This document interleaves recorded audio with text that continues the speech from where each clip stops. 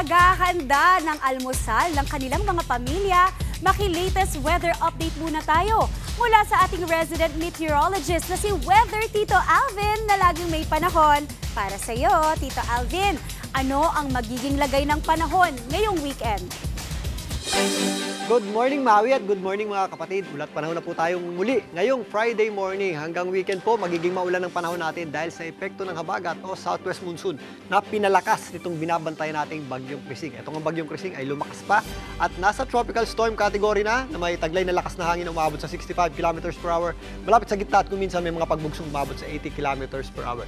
Ito po ay huling namata ng Pag-asa sa lying around 335 km east ng Itiague, Isabela. Ito nga po ay unti-unti na lumalapit sa ating landmass or kalupaan. Yan po ay pinakamalapit sa ating kalupaan mamayang hapon hanggang early evening. Maaari po yan tumawid dito sa areas ng northern portion ng Northern Luzon, dyan po sa may Cagayan, o sa pagitan po ng extreme Northern Luzon, kasama na po dyan ang Babuyan Group of Islands. Sa ngayon, yung kanyang sirkulasyon ay sumasabit na po sa malaking bahagi ng Northern Luzon at ilang bahagi ng Central Luzon. At yung habagat din po or southwest monsoon ay nagdadala ng mga breezy hanggang gusty conditions.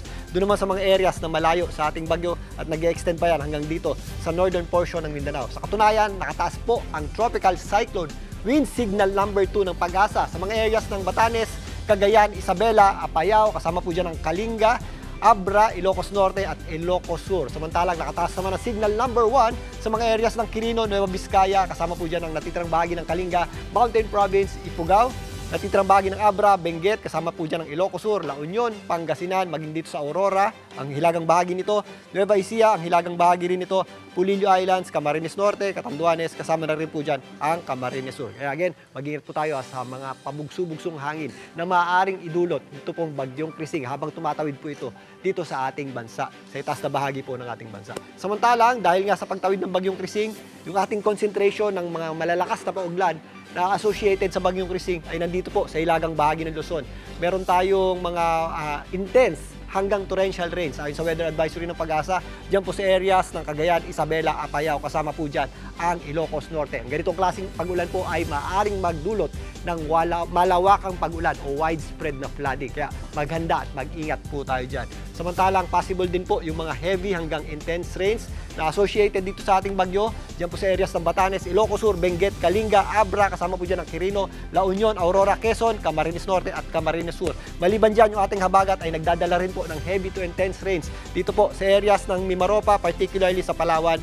Kasama na rin po dyan ang Occidental Mindoro, maging dito sa ilang bahagi ng Western Visayas, lalong-lalo na sa Antique. Moderate hanggang heavy rains naman ang ating aasahan dito po sa areas ng Pangasinan, Nueva Vizcaya, Mountain Province, Ifugao, Albay, Sorsogon, Masbate, Catanduanes.